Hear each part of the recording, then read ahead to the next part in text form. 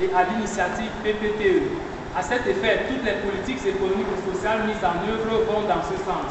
À titre d'exemple, le pays a rédigé un document de stratégie de réduction de la pauvreté et la mise en œuvre a démarré depuis 2008. En juin 2009, le pays a atteint le point d'achèvement de l'initiative PPTE.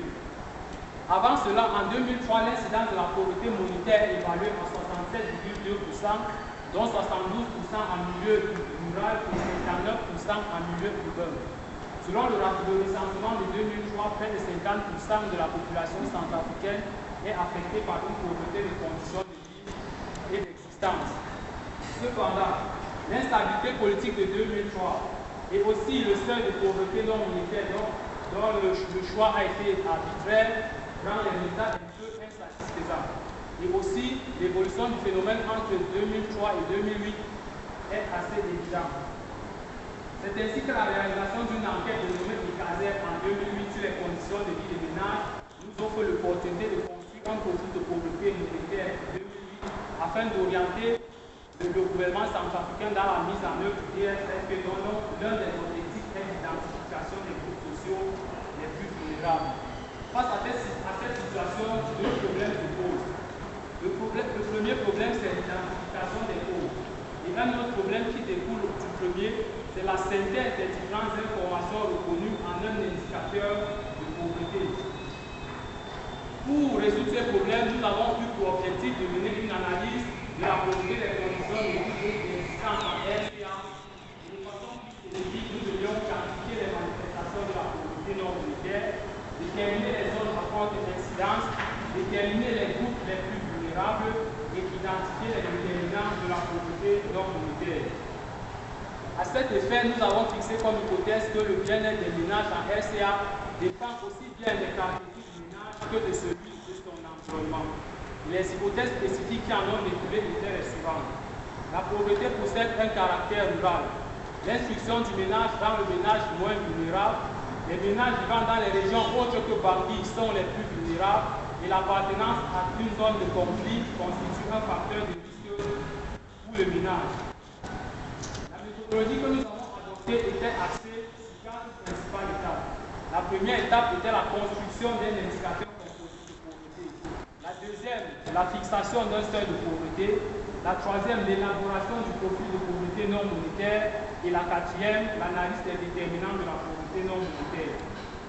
La construction de l'indicateur composite de pauvreté s'est faite en s'appuyant sur l'approche d'inertie qui consiste en une double ACN.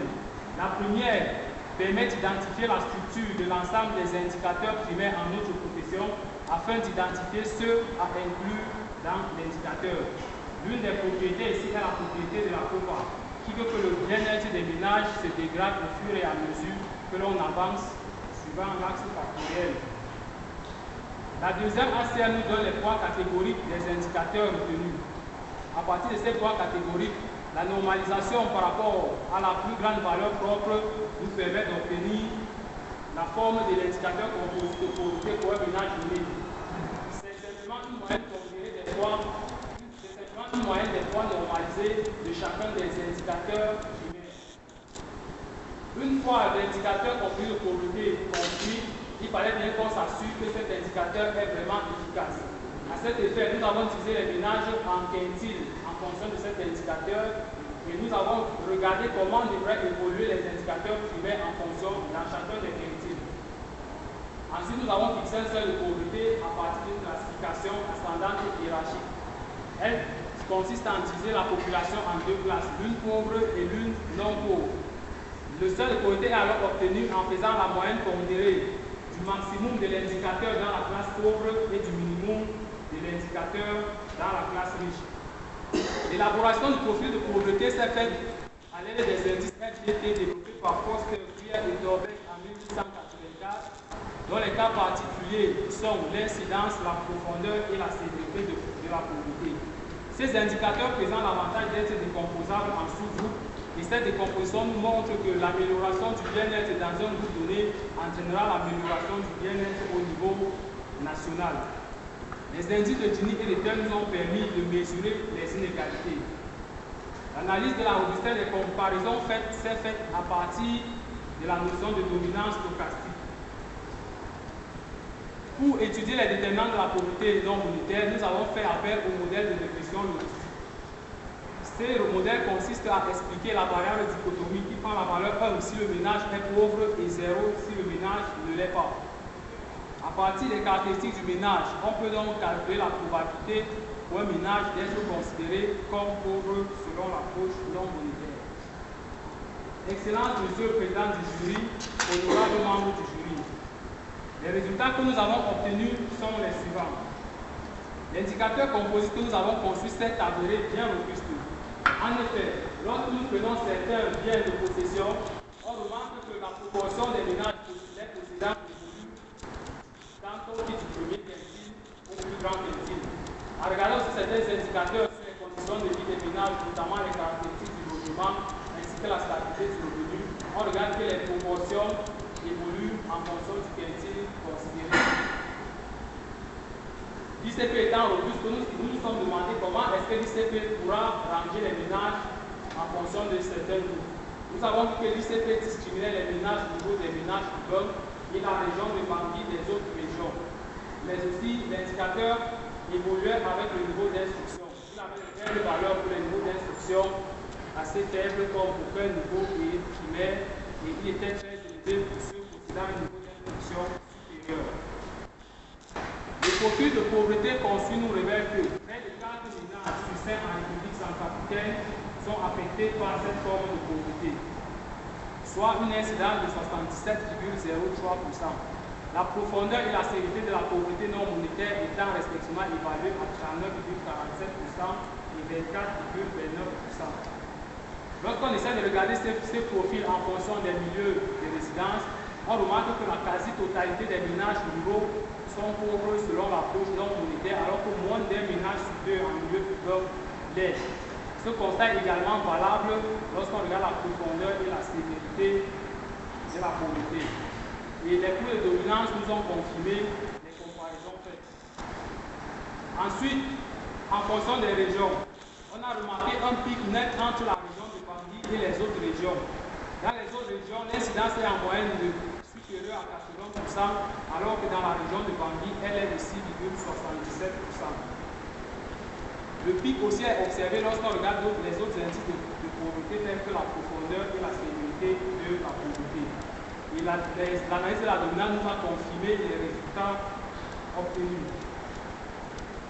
Avec le niveau d'instruction, on remarque que l'incidence, la profondeur et la sévérité de la pauvreté diminuent lorsque le niveau d'instruction augmente. Et ces résultats sont également confirmés par la dominance. Nous remarquons que le niveau d'instruction supérieur domine les niveaux d'instruction inférieurs. Et cette dominance se fait dans un ordre décroissant. L'analyse des inégalités nous révèle également une disparité entre les milieux ainsi que les régions. L'indice de Gini en République centrafricaine est évalué à 0,37, celui de Teuil à 0,22. Cet indice est de 0,3 en milieu rural et de 0,26 en milieu urbain. Celui de Teuil est de 0,15 en milieu rural et de 0,11 en milieu urbain. Lorsqu'on regarde les régions, il y a toujours une nette différence entre la région de Bangui et les autres régions. La région de Bangui a des indices d'inégalité très faibles, alors que dans les autres régions, ces indices sont assez élevés. L'analyse des déterminants de la pauvreté non monétaire nous révèle également que comparativement à la région de Bangui, le risque de pauvreté est plus élevé dans les autres régions.